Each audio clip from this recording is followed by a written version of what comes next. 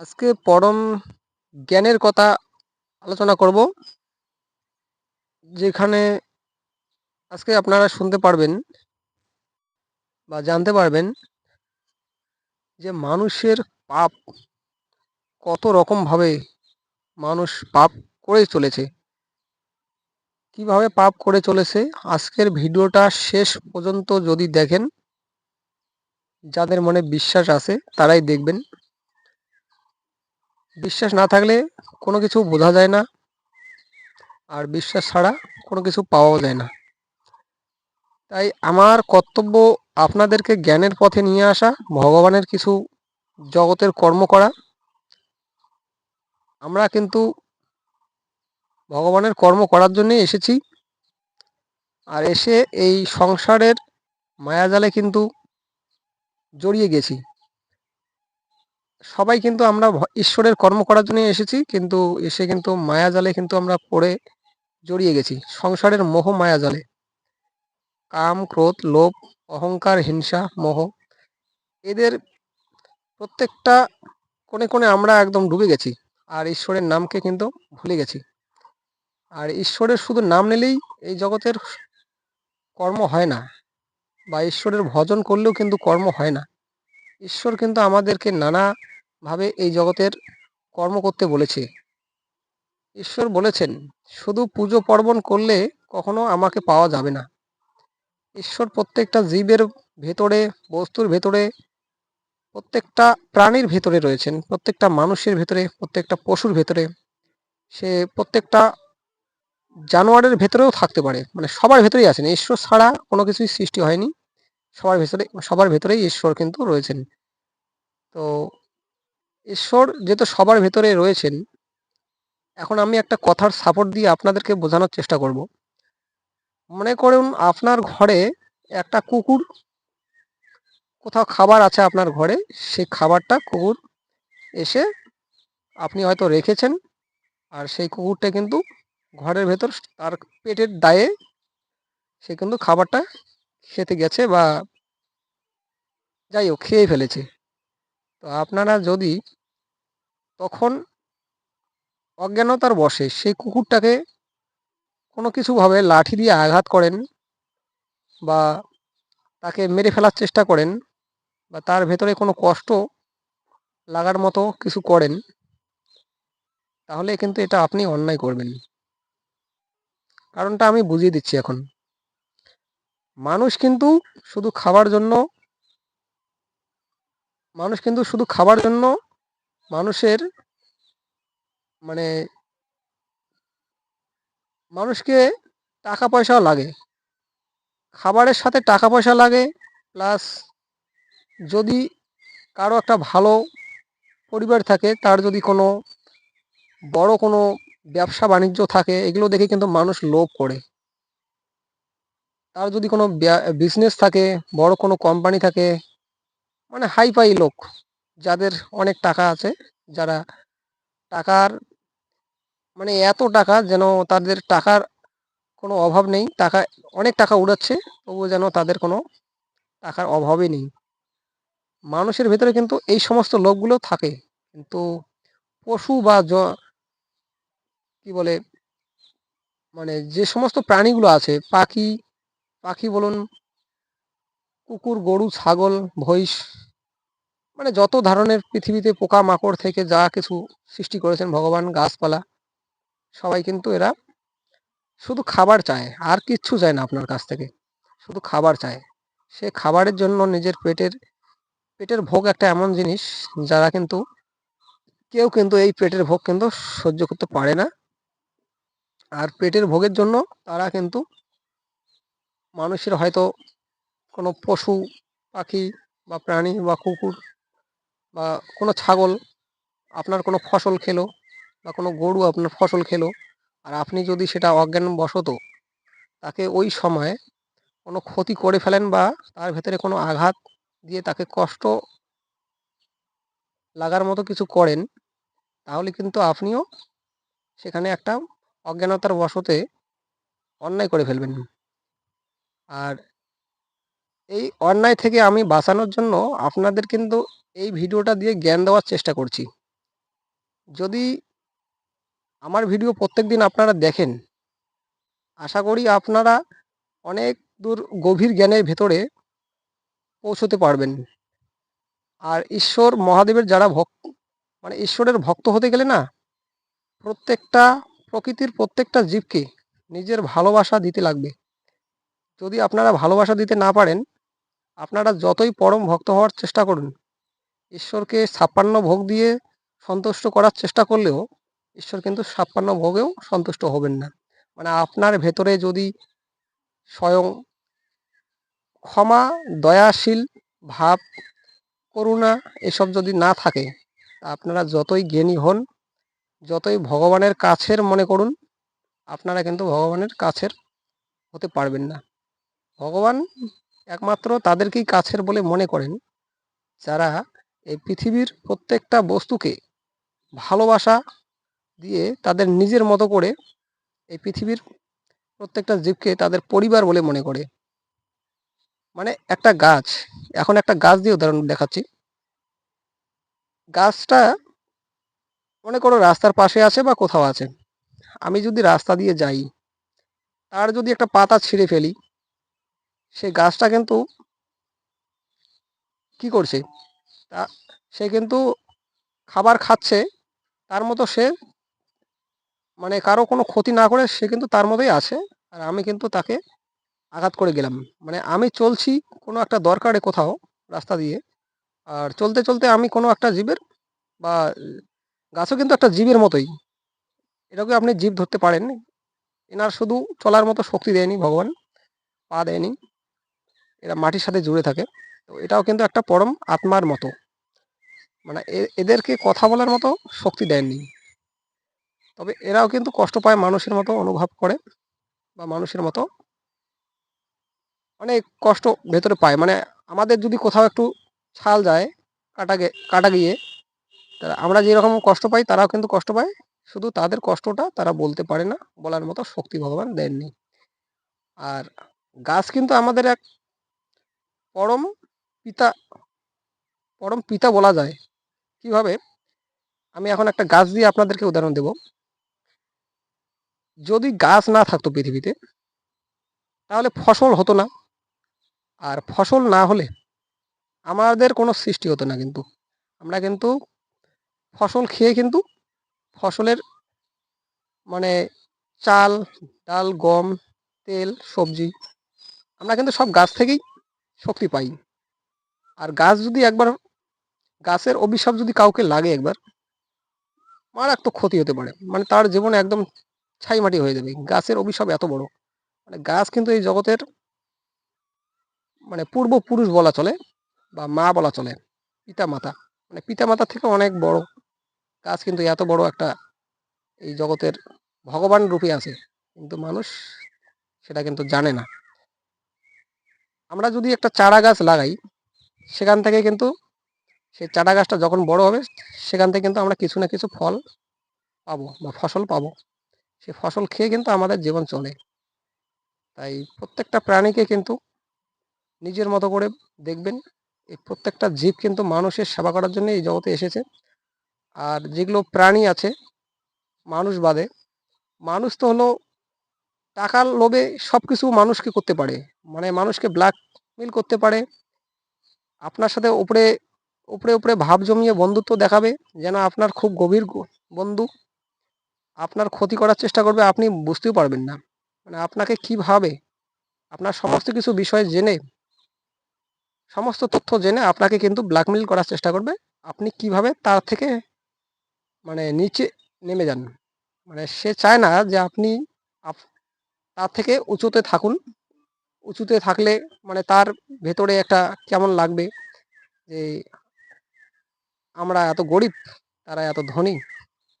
এটা কিন্তু অনেক মানুষ, মানে 100-র মধ্যে 99 মানুষ, 99% মানুষ কিন্তু এটা সহ্য করতে পারে না, বলতে পারে না। উপরে উপরে ভাব জমিয়ে তাদেরকে কিন্তু মানে এমন গভীরতা ভাব দেখায় যেন তার কাছের কোনো পরিবার বা রক্তের সম্পর্ক। কিন্তু অথচ তারা কিন্তু মানুষের বেইমান করে, মানে বেইমানি করে। তুমি প্রত্যেকদিন যদি খাবার দাও সেই লোকটিকে, চা বিস্কুট যা কিছু, মানে নিজের আত্মীয়ের মতো করবে সম্মান, অথচ তোমাকে কিন্তু কি সে কিন্তু ভেতরে ভেতরে ধ্বংস করার চেষ্টা করবে। ভিডিওটা সম্পূর্ণ দেখবেন, প্রত্যেকটা জ্ঞানের কথা কিন্তু আমি আলোচনা করব। দেখুন এখন কিন্তু আমার মুখের মধ্যে একটা মাকড়সা দেখতে পাচ্ছেন, ভালো করে দেখুন। এই যে মাকড়সাটা, আমি কিন্তু দেখতে পাচ্ছি না ভালো করে, এই যে ক্যামেরাটা লাগিয়েছি, তবুও কিন্তু আমি তাকে হাত দিয়ে টাচ করার চেষ্টা করছি না, কারণ আমার হাত লাগলে এই মাকড়সাটা কিন্তু মারা যেতে পারে। কারণ আমার ভিডিও করার এখনো রুম তৈরি করতে পারিনি। আপনাদের যদি সহযোগিতা হয়, আমাদের ভিডিও মানে আমার ভিডিও যদি আপনাদেরকে ভালো লাগে, তবে ঈশ্বরের আশীর্বাদ আর আপনাদের ভালোবাসা এভাবে পেলেই আস্তে আস্তে কিন্তু আমি একটা রুমও কিন্তু বানিয়ে ফেলবো। আমার কিন্তু ভিডিও তৈরি করার কিন্তু জায়গাও এখন আমি তৈরি করিনি। কোথায় কখন ভিডিও করব আমার কোনো গ্যারান্টি নেই। তাই আমার ভিডিওগুলো কিন্তু আমি যেখানেই তৈরি করি না কেন, দেখার চেষ্টা করবেন, শোনার চেষ্টা করবেন, একটু সময় দিয়ে ভালো করে জ্ঞানগুলো নেওয়ার চেষ্টা করবেন। কারণ আমি কিন্তু আপনাদেরকে আপনাদের এই জগৎকে কিন্তু কিছু না কিছু জ্ঞান দেওয়ার জন্য, মানে ঈশ্বরের কিছু জ্ঞান ছড়িয়ে দেওয়ার জন্য কিন্তু ঈশ্বরের কাছে আমার কিন্তু এটা আমার প্রার্থনা রয়েছে যে আমি ঈশ্বরের কিছু কর্ম করব। তবে যাদের আমার কথা ভালো লাগবে তারা অবশ্যই আমার চ্যানেলে আসবেন, ভিডিওগুলো সম্পূর্ণ মানে শুরু থেকে শেষ পর্যন্ত শোনার চেষ্টা করবেন, দেখার চেষ্টা করবেন, স্কিপ করবেন না। স্কিপ করলে আপনারা হয়তো কোনো কথা মিস করতে পারেন। এর জন্য বলছি, অনেকে বলে মানে ফালতু কথা বলে ভিডিওটা টাইম বাড়িয়ে দেয়, নষ্ট করে। তো আমি কিন্তু সেটা করি না। আমি কিন্তু প্রত্যেকটা সেকেন্ড আপনাদের কোনো না কোনো শেখাচ্ছি, মানে জ্ঞান দিচ্ছি। আর যাদের ভালো লাগবে না তারা কিন্তু ভিডিও থেকে স্কিপ করে যেতে পারেন। আমি কাউকে জোর জবরদস্তি করি না আমার ভিডিও দেখার জন্য। যদি ভালো লাগে তাহলেই শুনবেন, আর ভালো না লাগলে স্কিপ করে যেতে পারবেন, কোনো অসুবিধা নেই। তবে ভিডিওটা আরও দেখার চেষ্টা করুন, আমি আরও কিছু বলবো, এখনো শেষ হয়নি ভিডিওটি। এবার যেহেতু বললাম আমি একটা গরু যদি মানুষের খন বাড়িতে যায়, ধান বাড়িতে বা কোনো কিছু ফসল খেতেছে, সেখানে যে যদি কেউ কাউকে মানে কেউ যদি সেই গরুটিকে অকারণে মারলো বা কোনো কিছু করলো, ক্ষতি করলো, আঘাত পেলো গরুটি, সে কিন্তু মনে মনে একটা ভেতরে আঘাত পাবে। কী ধরনের আঘাত পাবে এটা আমি এখন আপনাদেরকে বোঝানোর চেষ্টা করছি। মনে করুন ঈশ্বর আমাকে গরু বানিয়ে পৃথিবীতে পৃথিবীতে পাঠিয়েছে। এখন আমার কিন্তু কোনো পয়সার লোভ নেই, কোনো অর্থের লোভ নেই, আমার কিন্তু কোনো সুখ ভোগ করার মানে লোভ নেই। আমার শুধু প্রত্যেকটা দিন শুধু একটু পেট ভরে খেতে পারলেই হলো। মনে করুন আমি একটা গরু, আমি এখানে গরু সেজে আপনাদেরকে বলছি, মানে আমি মনে করো একটা গরু। এখন যদি সেই গরু আমি কিন্তু কোনো টাকা পয়সার লোভে থাকবো না। আমার প্রত্যেক দিন শুধু পেট ভরে একটু খাওয়া পেলেই, মানে খাবার পেলেই আর কিছু লাগে না। এখন শুধু আমি নিজের পেটের জন্য আমি হয়তো খাবার না পেয়ে কোনো ফসল খেয়ে ফেললাম। এখন যদি আমি ফসলটা খেয়ে ফেলি, এখন সেটা অন্যায় হতে পারে, কিন্তু মানুষ হলো সর্বজ্ঞানী, আর মানুষের মতো পরম জ্ঞান অন্য কোনো জীবজন্তুর নেই।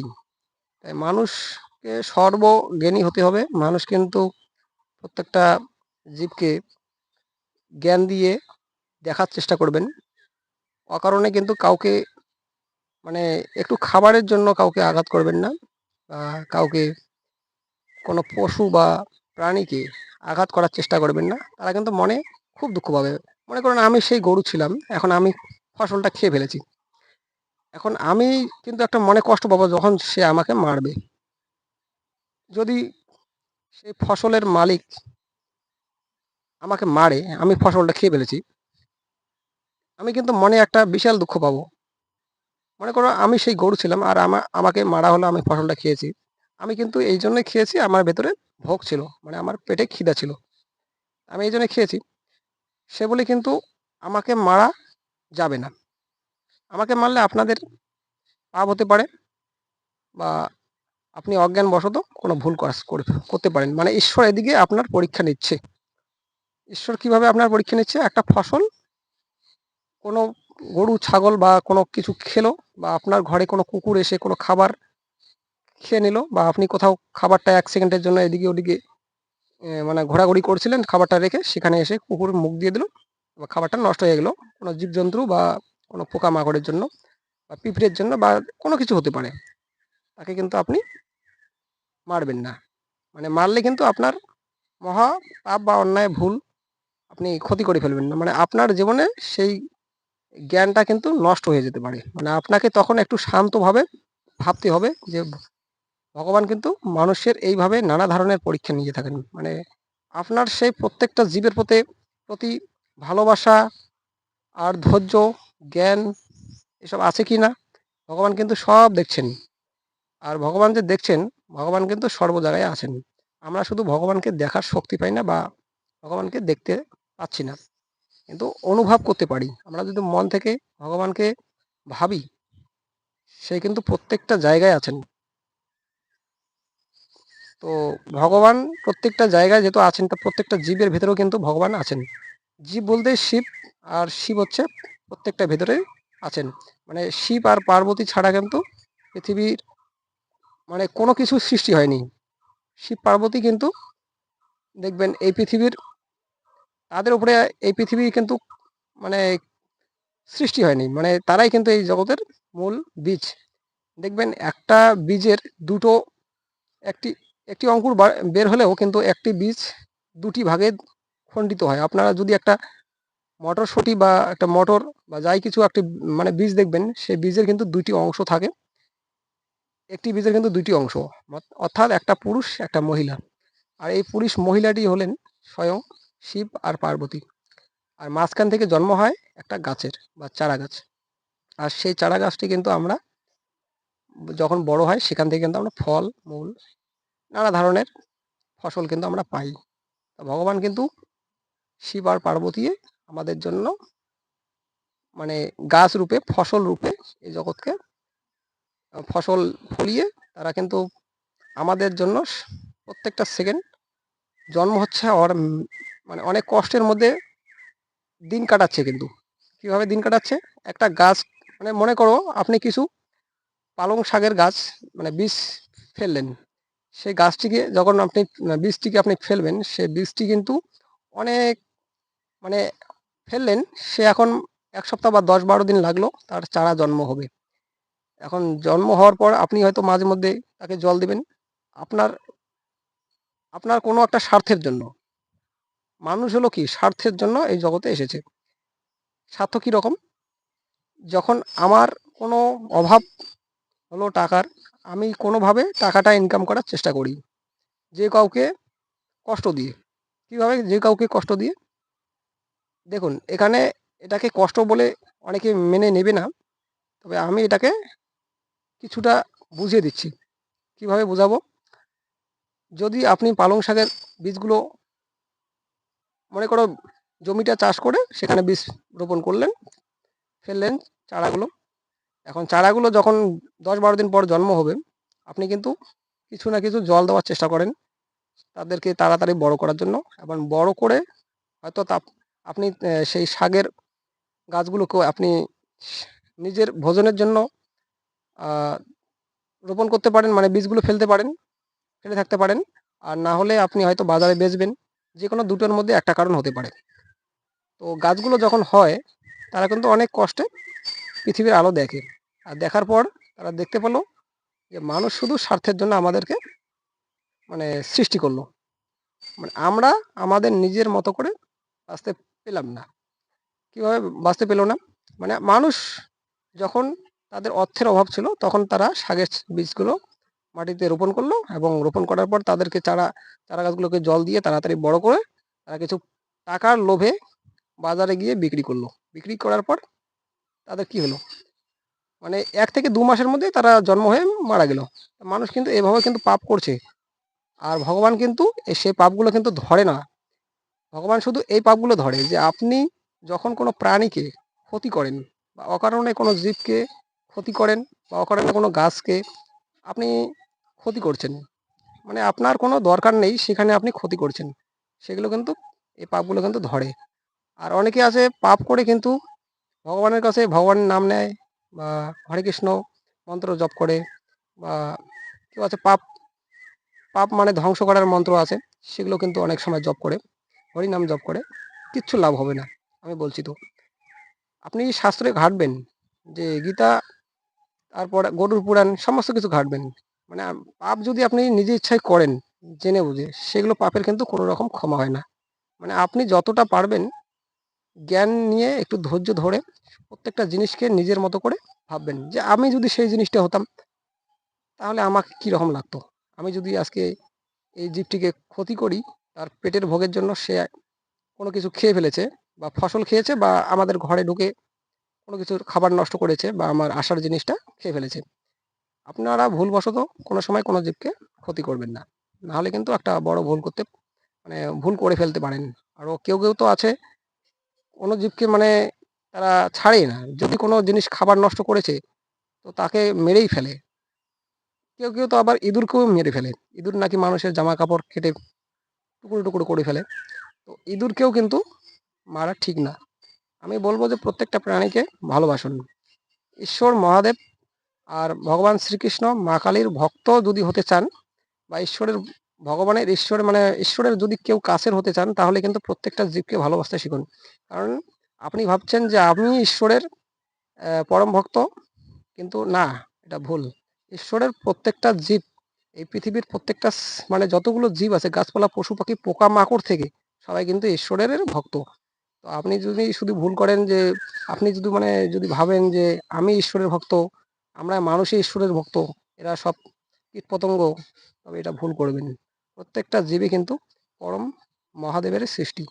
তারাও কিন্তু ঈশ্বরকে ডাকে কোনো না কোনো রূপে বা কোনোভাবে। তো আপনারা ভুল করবেন না। আজকের ভিডিওটা আমি এখানে শেষ করছি। যদি আমার ভিডিওগুলো আপনাদের কোনো জ্ঞানের রাস্তা দেখায় তাহলে চ্যানেলটা সাবস্ক্রাইব করে পাশে থাকবেন। আর ভিডিওটা শেয়ার করে আপনার কোনো বন্ধু-বান্ধবকে আরও দেখার সুযোগ করে দেবেন, যেন তারা একটু আধ্যাত্মিক পথে আসার চেষ্টা করে। আমার কর্তব্যই হলো এগুলো। তো আমি আমার আমার কর্তব্য হলো আমি প্রত্যেকটা মানুষকে কিছু না কিছু জ্ঞান দিয়ে যাব। যাদের ভালো লাগবে আমার চ্যানেলে আসবেন। ধন্যবাদ।